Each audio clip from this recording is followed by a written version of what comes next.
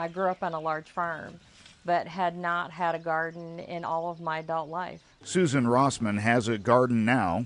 A cancer survivor, she was one of the first participants in a UAB study called Harvest for Health. I liked the idea of growing because it was the whole circle of life, plus taking better care of myself was going to be a big part of that, and having some fresh vegetables. Harvest for Health pairs cancer survivors with master gardeners from the Alabama Cooperative Extension System. The premise is simple. If we had a vegetable garden in people's yard, would they eat more vegetables? What we found is that they not only eat more vegetables, they also get more exercise. The study began in 2011 in Jefferson County. The master gardener and cancer survivor met each month for a year, planting and tending a fall, spring, and summer garden at the survivor's home.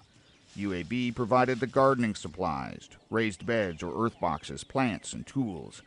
The survivors supplied the labor and reaped the benefits. What we found in that study is, again, the diet improved, the exercise improved, and the physical functioning improved. And, says Rossman, growing a garden helps cancer survivors fight back against a terrifying disease. And I think what I felt was better about the fact that, A, I'm controlling a lot more things in my life than I was before, which gave me a more positive outlook, which made me feel better about, I can live to be 90. Easy. Master gardener Mary Beth Shaddix believes in the healing power of growing your own food. I love to grow my own food, and I want to tell as many people as I can how fun it is and how rewarding it is and how tasty it is. Because I promise you, if you've grown it yourself and you thought you didn't like it, the fresh homegrown one that you try may just change your mind. The master gardener's role is to provide expert advice and assistance and to be a cheerleader for gardening,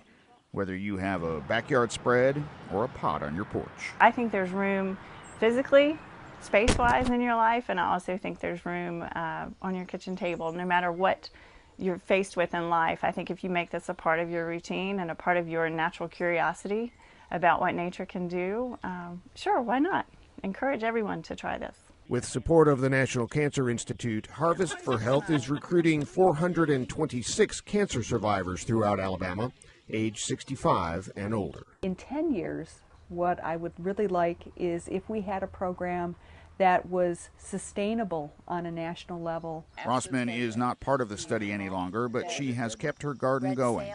The simple act of growing something has had a profound impact. I think that cancer can be the worst thing that ever happened to you, or it can be a life-changing event that you do something with instead of letting it do something to you. I think if every cancer survivor that wanted to could do something like this, it could change the way they look at everything.